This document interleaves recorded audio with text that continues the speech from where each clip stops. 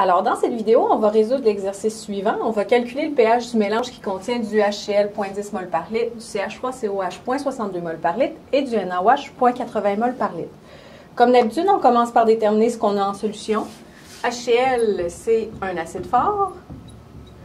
CH3COH est un acide faible. Et NaOH, bien, c'est une base forte.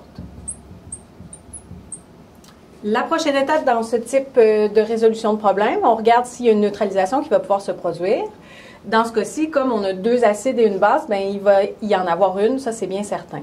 Par contre, dans ce cas-ci, vous remarquerez qu'on a deux possibilités de neutralisation différentes. Il pourrait y avoir le HCl qui réagit avec le NaOH, mais il pourrait aussi y avoir le CH3COH qui réagirait avec le NaOH.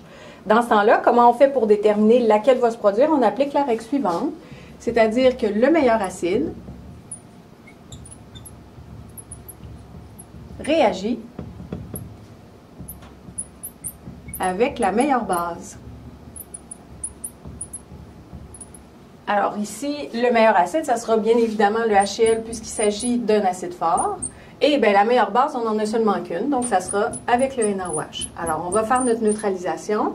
Ça va nous donner du NaCl et de l'eau. Alors, on avait 0.10 mol par litre ici. On en a 0.80 pour le NaOH. On n'en a pas au départ pour le NaCl et l'eau est liquide. Donc, dans ce cas-ci, ça se trouve être le HCl qui va réagir au complet parce que c'est le réactif limitant. Et donc, on va se retrouver à la fin avec du NaOH et du NaCl.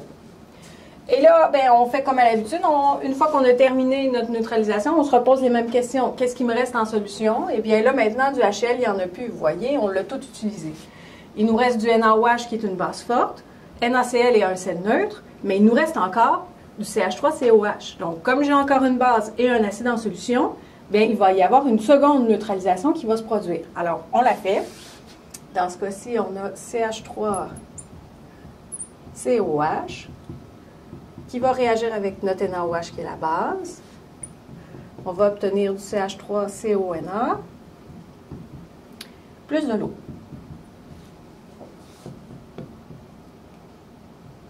Alors, le CH3COH, on a le 0.62 mol par litre. Le NaOH, on n'en a plus 0.80, il nous en reste 0.70. Et on n'a pas au départ de CH3CONA. Alors, le réactif limitant, le CH3COH. Alors, il va nous rester 0.08 mol par litre de NaOH et du CH3CONA. Alors, maintenant, ce qui nous reste en solution, il nous reste notre sel neutre de tout à l'heure, donc on s'en soucie toujours pas.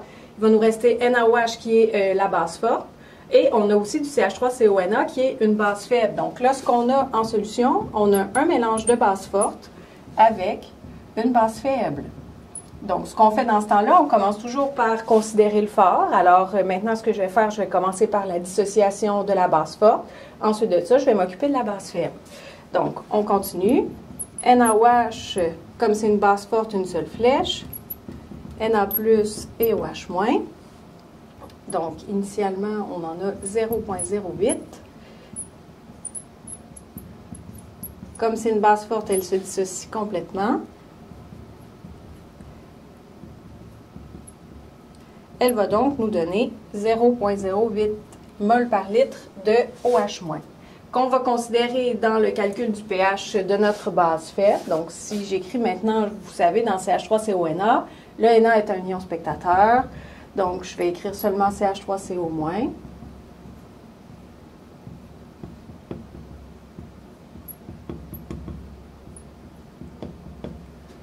Je vais faire mon tableau IRE, la quantité initiale 0.62, moins X.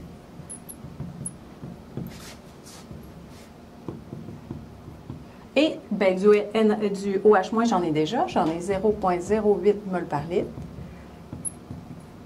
Et là, pour résoudre, bien, on va regarder si le X est négligeable par rapport, ce qui est souvent le cas, là, vous le savez, on va vérifier si la quantité de OH- fournie par notre base faible est négligeable par rapport à celle pour la base forte. Donc, on va regarder si on peut approximer. Alors, je vais faire la concentration de OH- divisée par la constante de basicité du CH3CO-. Ça serait 0,08 divisé par 5,6 par 10 à la moins 10. C'est plus grand que 100, donc oui, je vais pouvoir faire l'approximation. Donc, comme je peux négliger cette valeur de X-là, je connais déjà ma concentration de OH-, et donc je peux calculer le pH, qui va être égal à 14 plus le log de la concentration de OH-. Donc, 14 plus le log de 0,08. Et ça va donner 12,9. Donc, je vous rappelle qu'à partir du moment où on a terminé la neutralisation, ce ne sera pas toujours ce type de démarche-là qu'on va faire. Il faut vraiment se questionner sur ce qui reste en solution. Mais lorsqu'on a plusieurs bases ou plusieurs acides en solution, il se peut qu'on ait besoin de faire plusieurs neutralisations avant d'arriver à notre valeur de pH.